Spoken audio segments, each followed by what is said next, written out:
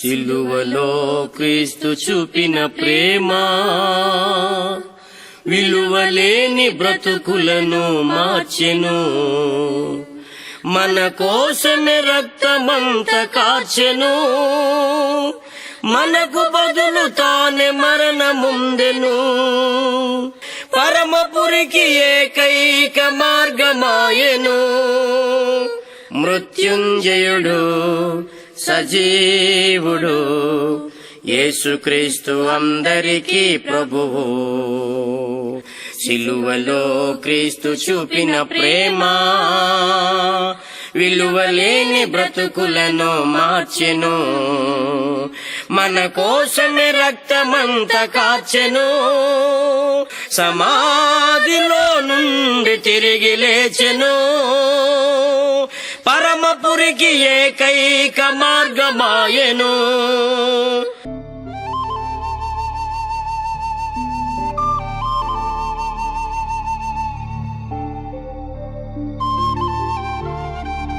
మీ అందరికీ హృదయపూర్వకమైన వందనాలండి. మరి సత్య మార్గం ద్వారాగా దేవుని యొక్క మాటలు, ఆత్మీయ మాటలు వింటున్న ప్రతి ఒక్కరికి కూడా నా హృదయపూర్వకమైన వందనాలు నేను తెలియపరుస్తున్నాను. మరి దేవుడి నాకు ఇచ్చిన ఆతిథ్యం పట్ల తండ్రిని దేవునికి నేను కృతజ్ఞతలు తెలియపరుస్తూ ఉన్నాను. మరి మనం గమనించినట్లయితే దేవుని వాక్యం ఈ విధంగా సెలవిస్తూ ఉన్నది. క్రైస్తవులకు ఉండవలసిన మాదిరి అన్నటువంటి అంశాన్ని మనం కొద్దిసేపు మీతో పంచుకోవాలని నేను అనుకుంటూ ఉన్నాను. మరి గలతీయులకు రాసిన పత్రిక 3:7 మనం గమనించినట్లయితే క్రీస్తు యేసులోనికి బాప్తిసం పొందిన మన అందరం కూడా క్రీస్తుని ధరించుకుని ఉన్నాము అన్నటువంటి విషయాన్ని మనం గమనించాలి. క్రీస్తుని ధరించుకున్నాం అంటే క్రీస్తు యొక్క గుణగణాలు మనలో ఉండాలన్నటువంటి విషయాన్ని మనం గమనించాలి. క్రీస్తులోని బాప్తిసం పొందిన బాప్తిసం పొందితే సరిపోదండి. ఆయన చిత్తానుసారంగా వాక్యానుసారంగా జీవించవలసిన అవసరత ఉన్నదన్నటువంటి విషయాన్ని మనం గమనించాలి. ఆ విధంగా మనం జీవించాలి. అంతేగాని మన ఇష్టానుసారంగా జీవించడానికి వీల్లేదన్నటువంటి విషయాన్ని మనం గమనించాలి. అదేవిధంగా మనం గమనించినట్లయితే కొరింథీయులకు రాసిన మొదటి పత్రిక 10:12 మనం గమనించినట్లయితే తాను నిలిచిచున్నానని తలంచుకునేవాడు పడకుండగా జాగ్రత్తగా చూసుకునే వాళ్ళను, అంటే క్రైస్తవుడు పడిపోవడానికి ఆస్కారం ఉంటుందన్నటువంటి విషయాన్ని మనం ప్రతి ఒక్కరు కూడా గమనించాలి. క్రైస్తవుడు పడిపోతాడండి. శోధన వచ్చినా, వేదన వచ్చినా, ఎరికొచ్చినా, ఇబ్బంది వచ్చినా, ఏమొచ్చినప్పుడు కూడా మనం తట్టుకునే వారిలాగా ఉండాలి. ఎందుకంటే ప్రభువుని క్రీస్తు వారు మరి ముళ్ళ కిరీటం పెట్టారు, పక్కలో బల్లింపోటు, అదేవిధంగా కాళ్ళలో శీలలో, అదేవిధంగా మరి ఆయన పిడిగుద్దులు గుద్దారు, ముఖం మీద ఉమ్మి వేశారు. అయినప్పుడు కూడా ఆయన ఓర్చుకున్నాడు అన్నటువంటి విషయాన్ని మనం గమనిస్తూ ఉన్నాం. కానీ ఎటువంటి మాదిరి చూపించలేడు అన్నటువంటి విషయాన్ని మనం గమనించాలి. మన గురించండి ఆయన గాయం చేత మనకు స్వస్థత కలిగిందన్నటువంటి విషయాన్ని మనం గమనిస్తూ ఉన్నాం. అటువంటిప్పుడు మనం ఏమై ఉండాలి? అసలే మరి క్రైస్తవులు అంటే మాదిరి కలిగి ఉండవలసిన అవసరం ఉన్నదన్నటువంటి విషయాన్ని మనం ప్రతి ఒక్కరం కూడా గమనించాలండి. మాదిరి కలిగి ఉండాలని అంటే మనం మాదిరి ఆ విషయాన్ని మనకు తెలియపరుస్తున్నట్లుగా మనం గమనిస్తూ ఉన్నాం. ఎందుకంటే క్రైస్తవులకు ఉండవలసిన మాదిరి అన్నటువంటి విషయాన్ని మనం గమనించాలండి ప్రతి ఒక్కరం కూడా. అదేవిధంగా మనం గమనించినట్లయితే తిమోతి పత్రికలకు వెళ్దామండి. తిమోతి రాసిన మొదటి పత్రిక 4:11-12 మనం చదువుకుందామండి. నీ యవ్వనం బట్టి ఎవడు నిన్ను తృణీకరింపనీకము కానీ మాటలోను, ప్రవర్తలోను, ప్రేమలోను, విశ్వాసంలోను, పవిత్రతలోను, విశ్వాసములకు మాదిరిగా ఉండుము అన్నటువంటి విషయాన్ని మనం గమనిస్తున్నాం. విశ్వాసులకు మాదిరిగా మనం ఉండాలంటే మాటలో, ప్రవర్తనలో, ప్రతి దాంట్లో కూడా విశ్వాసానికి మాదిరిగా ఉండవలెను అన్నటువంటి విషయాన్ని మనం గమనిస్తూ ఉన్నాం. ఆ విధంగా మనం జీవిస్తున్నాం. విశ్వాసంలోను, పవిత్రలోను, విశ్వాసులకు మాదిరిగా ఉండవలసిన అవసరం ఉన్నదన్నటువంటి విషయాన్ని మనం గమనిస్తున్నాం. ఆ విధంగా మనం జీవించాలంటే క్రైస్తవులకు మాదిరి, క్రైస్తవులకు ఉండవలసిన మాదిరి ఏ విధంగా ఉన్నదన్నది మనం గమనిస్తూ ఉన్నాం. మరి ఈ దినాల్లో క్రైస్తవులు ఆ విధంగా ఉంటున్నారా? మరి ప్రతి పునరుద్ధరణ దినాన్ని ఆయన ఆత్మతో సత్యంతో ఆరాధిస్తున్నారా? లేకపోతే ఇష్టానుసారంగా జీవిస్తున్నారో మనం ప్రతి ఒక్కరు కూడా గమనించాలి. ఆ విధంగా ఉండడానికి వీల్లేదన్నటువంటి విషయాన్ని మనం గమనించాలి. అదేవిధంగా మనం గమనించినట్లయితే సామెతల గ్రంథము 21:23 మనం చదువుకుందామండి. నోటిని, నాలుకను భద్రం చేసుకునేవాడు శ్రమల నుండి తన ప్రాణమును కాపాడుకును అన్నటువంటి విషయాన్ని మనం గమనిస్తున్నాం. నోటిని, నాలుకను భద్రం చేసుకునేవాడు శ్రమల నుండి తన ప్రాణమును కాపాడుకును అన్నటువంటి విషయాన్ని మనం గమనిస్తున్నాం. నోటి విషయంలో కూడా ఇక్కడ మాట్లాడుతున్నట్లుగా మనం గమనిస్తున్నాం. శ్రమల నుండి తన ప్రాణమును కాపాడుకును అన్నటువంటి విషయాన్ని మనం గమనిస్తూ ఉన్నాం. ఆ విధంగా మనం జీవించాలి. క్రైస్తవుల నుండి మనము ఆ విధంగా జీవించవలసిన అవసరత ఉన్నదన్నటువంటి విషయాన్ని మనం ప్రతి ఒక్కరం కూడా గమనించాలి. అదేవిధంగా మనం గమనించినట్లయితే ప్రసంగి గ్రంథం 5:1-2 వచనాలు, నీవు దేవుని మందిరమునకు పోయినప్పుడు నీ ప్రవర్తన జాగ్రత్తగా చూసుకొను. బుద్ధిహీనులు అర్పించున్నట్లుగా బలి అర్పించుట కంటే సమీపించి ఆలకించుట శ్రేష్టము. వారు తెలియకే దుర్మార్గపు పనులు చేయుచున్నారు అన్నటువంటి విషయాన్ని మనం గమనిస్తూ ఉన్నాం. వాళ్ళు తెలియకుండానే దుర్మార్గపు పనులు చేయుదురు అన్నటువంటి విషయాన్ని మనం గమనిస్తూ ఉన్నాం. ఎందుకంటే నీవు దేవుని మందిరమునకు పోయినప్పుడు నీ ప్రవర్తన జాగ్రత్తగా చూసుకొనుము అన్నటువంటి విషయాన్ని మనం గమనిస్తూ ఉన్నాం. మన ప్రవర్తన ఏ విధంగా ఉండాలి దేవుని మందిరం పోయినప్పుడు అన్నటువంటి విషయాన్ని మనం గమనిస్తూ ఉన్నాం. దేవుని మందిరానికి వెళ్తేనే అదే ప్రవర్తన కాదండి, మనం బయట ఉన్నప్పుడు కూడా అదే ప్రవర్తన కలిగి ఉండవలసిన అవసరత ఉన్నదన్నటువంటి విషయాన్ని మనం గమనించాలి. ఆ విధంగా ఉండాలి. మన దేవుని మందిరానికి వెళ్ళేటప్పుడు ఆ విధంగా ఉండాలన్నటువంటి విషయాన్ని మనం గమనిస్తున్నాం. మత్తయి సువార్తకి వెళ్దామండి. మనం మత్తయి సువార్త 12:36-37. నేను మీతో చెప్పింది ఏమనగా, మనుషులు పలుకు వ్యర్థమైన ప్రతి మాటను గురించి విమర్శ దినమున లెక్క చెప్పవలసి ఉండెను.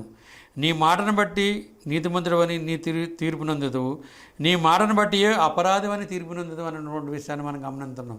మన నోటి మాట ఏ విధంగా వస్తుందో దాన్ని బట్టే మనకు తీర్పు ఉంటుంది అన్నటువంటి విషయాన్ని మనం గమనించాలండి.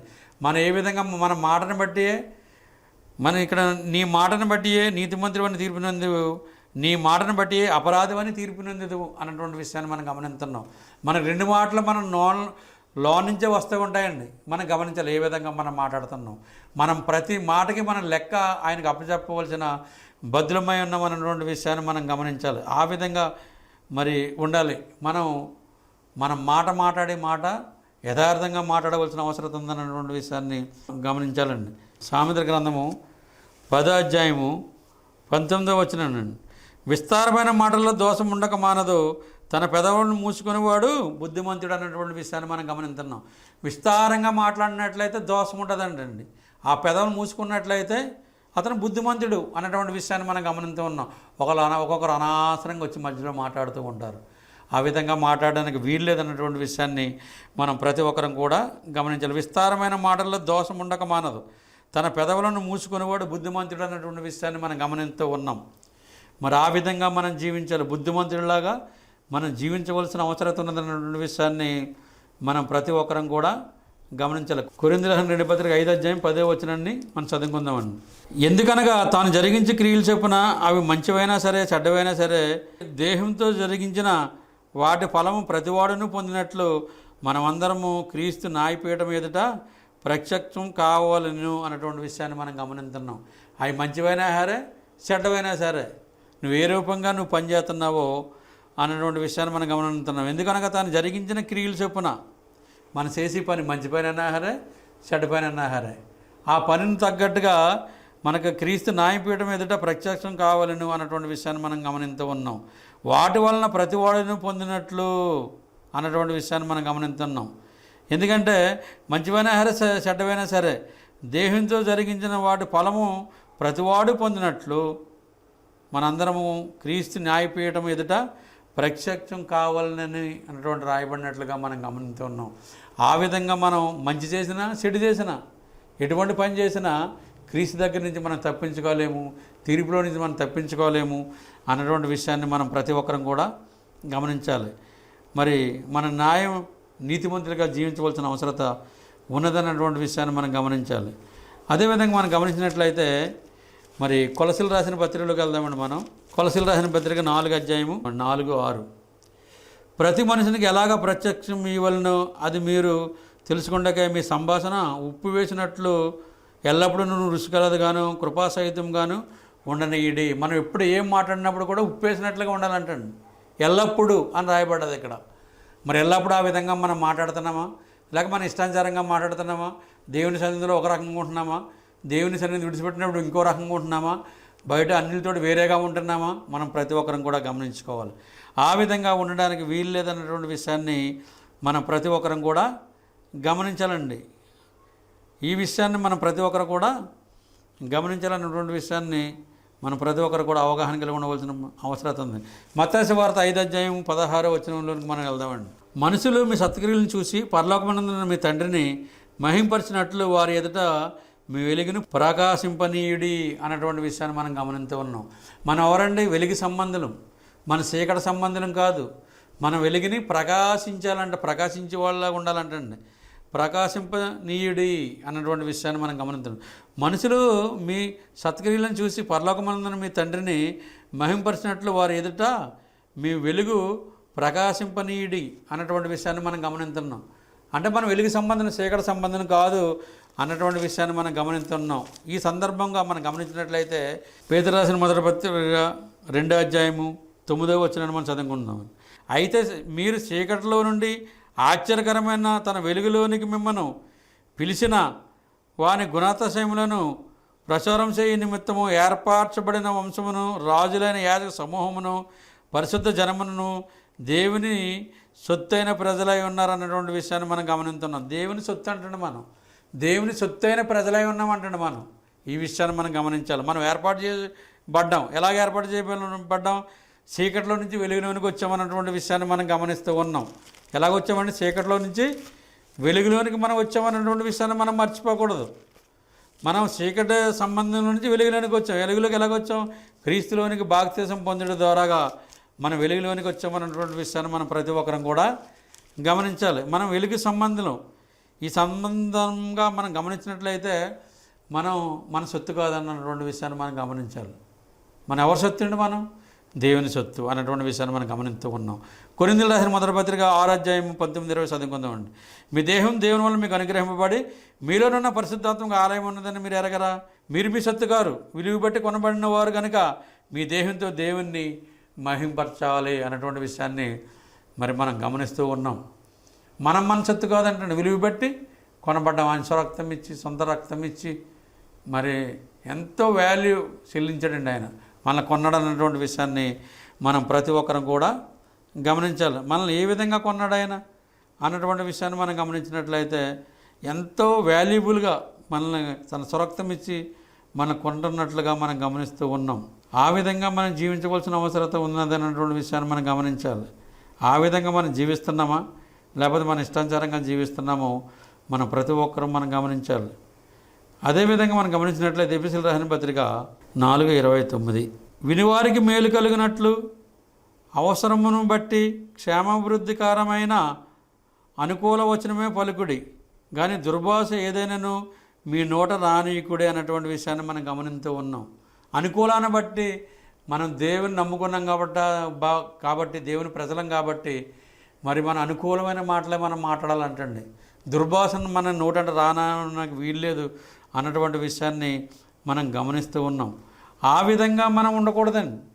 దుర్భాష మనలోనికి రానాక వీల్లేదు అన్నటువంటి విషయాన్ని మనం ప్రతి ఒక్కరు కూడా గమనించాలి. ఆ విధంగా మనం జీవించకూడదు. మరి మనం ఏది మాట్లాడినప్పుడు కూడా దుర్భాష అన్నది మనలోనికి రానాక వీల్లేదన్నటువంటి విషయాన్ని మనం గమనించాలి. మనలోనికి రావడానికి వీల్లేదన్నటువంటి విషయాన్ని మనం గమనించాలి. మన మాట అవునంటే అవును, కాదంటే కాదన్నట్టుగా ఉండాలి. అంతేగాని దుర్భాష మాట్లాడకూడదన్నటువంటి విషయాన్ని మనం గమనించాలి. దేవుని భయభక్తులు కలిగి ఉండవలసిన అవసరం ఉంది. అందుకే క్రైస్తవులకు ఉండవలసిన మాదిరి విషయమే మనం ఇక్కడ మాట్లాడుతున్నాం అన్నటువంటి విషయాన్ని మనం గమనిస్తూ ఉన్నాం. ఆ విధంగా మనం జీవించాలి. దుర్భాష రానాక వీలు లేనవ్వకుండా ఉండాలన్నటువంటి విషయాన్ని మనం గమనిస్తూ ఉన్నాం. ఎందుకంటే దేవాది దేవుడు పైనున్నాడు అన్నటువంటి విషయాన్ని మనం మర్చిపోకూడదండి. దేవాది దేవుడు ఎక్కడ ఉన్నాడండి? పైన ఉన్నాడు. ఆయన అందరినీ కూడా పరిశోధన చేస్తున్నాడు అన్నటువంటి విషయాన్ని మనం ప్రతి ఒక్కరం కూడా గమనించాలి. అందరినీ పరిశోధన చేస్తాడంటండి ఆయన.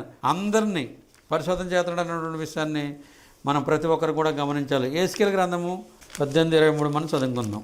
దుష్టుడు మరణం నొందుట చేత నాకు ఏమాత్రం సంతోషం కలిగిన వారు తమ ప్రవర్తన దిద్దుకొని బ్రతికటే నాకు సంతోషము. ఇదే ప్రభువు యెహోవా వాక్ అన్నటువంటి విషయాన్ని మనం గమనిస్తున్నాం. దుష్టత్వాన్ని కోల్పోవడానికి వీల్లేదు. దుష్టుల కింద తయారవడానికి వీల్లేదు.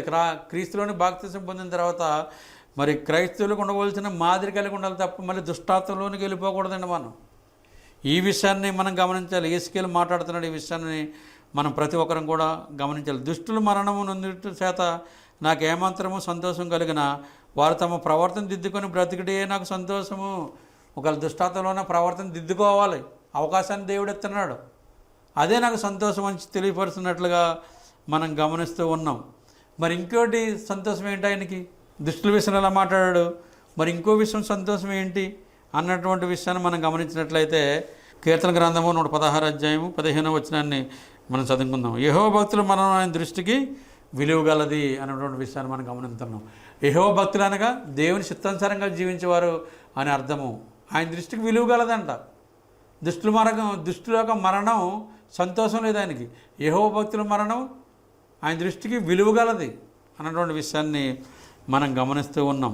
ఆ విధంగా మనం జీవించాలి. మరి ప్రకటన గ్రంథంలో మనం గమనించినట్లయితే యెహోవా భక్తుల మరణం ఆయన దృష్టికి విలువ గలదన్నటువంటి విషయాన్ని మనం గమనిస్తూ ఉన్నాం. మరి యెహోవా భక్తుల మరణం ఆయన దృష్టికి విలువ గలదంటండి. మరి అదేవిధంగా మనం ప్రతి ఒక్కరు కూడా గమనించాలి. ఆ విధంగా మనం జీవిస్తున్నామా లేదా అన్నటువంటి విషయాన్ని మనం ప్రతి ఒక్కరు కూడా గమనించాలి. పేతురు రాసిన మొదటి పత్రిక 4వ అధ్యాయము 16వ వచనాన్ని మనం చదువుకుందామండి.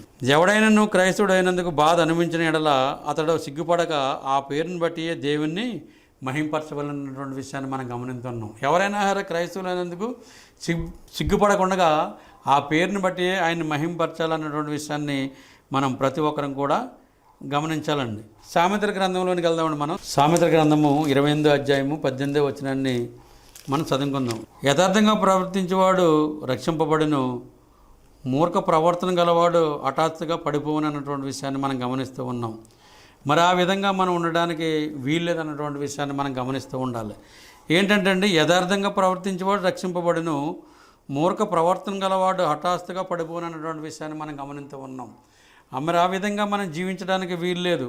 క్రైస్తవులకు ఉండవలసిన మాదిరి ఏంటన్నటువంటి విషయాన్ని మనం ప్రతి ఒక్కరం కూడా గమనించాలి. సామెతల గ్రంథము 16వ అధ్యాయము 1వ వచనాన్ని మనం చూసుకుందామండి. మరి హృదయ ఆలోచనలు మనుషుని వశం అంటండి.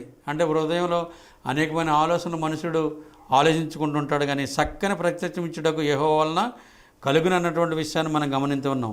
సామెతల గ్రంథము 19వ అధ్యాయం 27వ వచనాన్ని కూడా మనం చూసుకుందామండి. సామెతల గ్రంథము 19వ అధ్యాయము 21వ వచనాన్ని మనం చదువుకుందామండి. నరుని హృదయంలో ఆలోచనలు అనేకంగా పుట్టును, యెహోవా యొక్క తీర్మానమే స్థిరము అన్నటువంటి విషయాన్ని మనం గమనిస్తూ ఉన్నాం.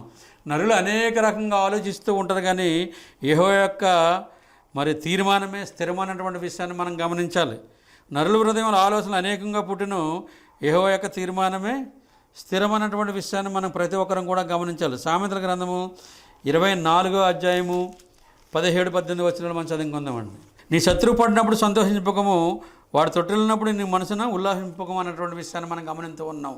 మన శత్రువులు పడిపోయినప్పుడు మరి మనం ఏ విధంగా ఉంటున్నాం? నీ శత్రువు పడినప్పుడు సంతోషించడానికి వీల్లేదు అన్నటువంటి విషయాన్ని మనం గమనిస్తున్నాం. వాడు తొట్టిల్లినప్పుడు నీ మనసున ఉల్లాసింపకూడదు. కొంతమంది నవ్వపోయినా లోన ఉల్లాసం కలిగి ఉంటారు. కాబట్టి మరి ఇక్కడ రాయబడి ఉన్నది దేవుని వాక్యం అన్నటువంటి విషయాన్ని మనం గమనిస్తున్నాం. క్రైస్తవులు ఆ విధంగా ఉండడానికి వీల్లేదన్నటువంటి విషయాన్ని మనం ప్రతి ఒక్కరం కూడా గమనించాలి. అదేవిధంగా సామెతల గ్రంథము 8వ అధ్యాయము 17-18 వచనాలు మనం చదువుకుందామండి.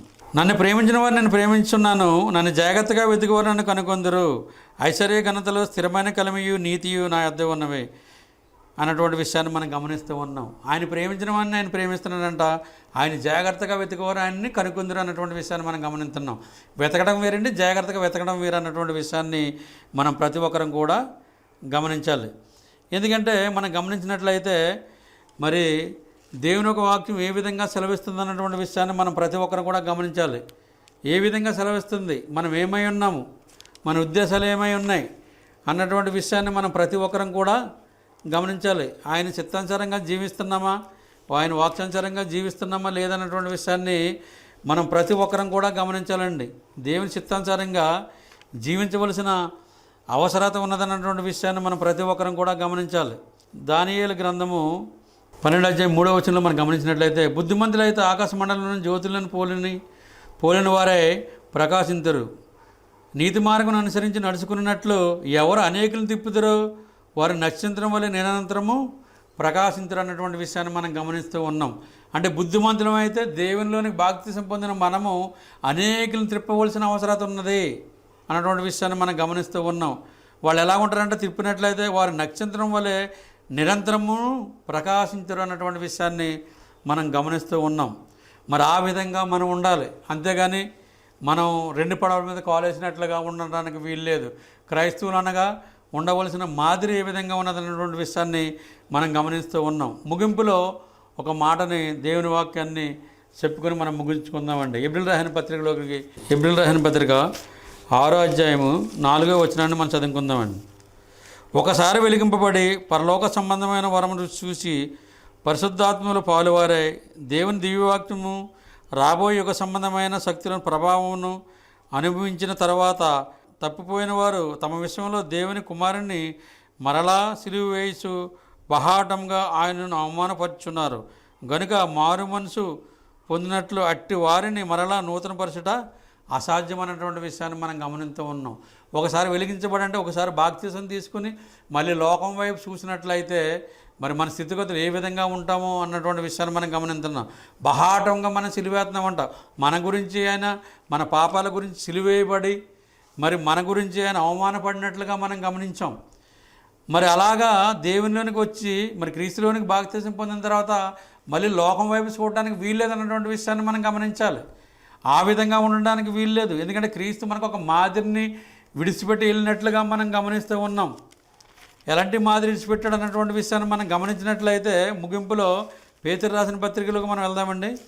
మరి ఎలాంటి మాదిరి విడిచిపెట్టి వెళ్ళాడు మనకు ఆయన అన్నటువంటి విషయాన్ని మనం గమనిస్తూ ఉన్నాం. పేతురు రాసిన మొదటి పత్రిక 2వ అధ్యాయము 21వ వచనాన్ని మనం చదువుకుందాం.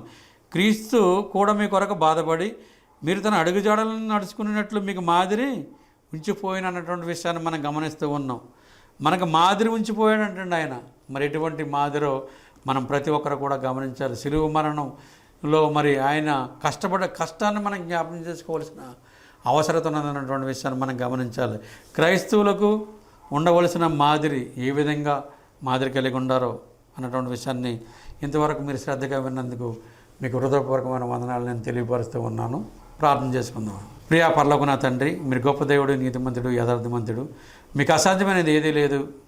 సమస్తం మీకు సాధ్యం కనుక మీ చిత్తానుసారంగా నడిపిస్తున్న విధానం పట్ల మీ కృతజ్ఞతలు చెల్లిస్తున్నాం. మరి క్రైస్తవులకి ఉండవలసినటువంటి మాదిరి ఎటువంటిదన్నది లేఖనం ద్వారా అనేకమైన విషయాలు మరి మీరు తెలియపరిచిన విధానం పట్ల మీ కృతజ్ఞతలు చెల్లిస్తున్నాం. మరి క్రైస్తవులు అంటే మేము త్రప్పపోకుండా మరి మేము పడిపోకుండా మరి మీ వాక్సానుసారంగా జీవించే భాగ్యం మాకు దయచేయమని ప్రార్థన చేస్తున్నాం. అదేవిధంగా ఈ టెలికాస్ట్ చేస్తున్నటువంటి జాన్ గారిని కూడా మీరు జ్ఞాపం చేసుకోండి. అదేవిధంగా సహోదరుల్ని రవణ గారిని కూడా మీరు జ్ఞాపం చేసుకోమని ప్రార్థన చేసి ఉన్నాం. మరి అదేవిధంగా వారి పరిసరాలను మీరు జ్ఞాపం చేసుకోండి. అదేవిధంగా తండ్రి, మరి మీ చిత్తమై ఉంటే మన శక్తిని బలాన్ని మీరు అనుగ్రహించమని ప్రార్థన చేస్తున్నాం. మీ ఆత్మీయ మాటలు అనేకమైన మేము అందించడానికి మంచి వివేక జ్ఞానాన్ని మాకు దయచేయమని ప్రార్థన చేస్తున్నాం. అదేవిధంగా తండ్రి, మరి విన్నటువంటి వాక్యం వృధాగా కాకుండా మీ వాక్యానుసారంగా జీవించే భాగ్యాన్ని ప్రతి ఒక్కరు కూడా మీరు దయచేయమని, ఈ చిన్న ప్రార్థన మీ పాసాన్ని చేర్చుకుంటారని, మాకు మేము తగ్గించుకుని మీరు ఇచ్చినట్టు మీరు సహాయం చేయమని క్రీస్తు నామమున అడిగి ప్రార్థన చేస్తున్నాము తండ్రి. ఆమెన్. మీ అందరికీ వందనాలు.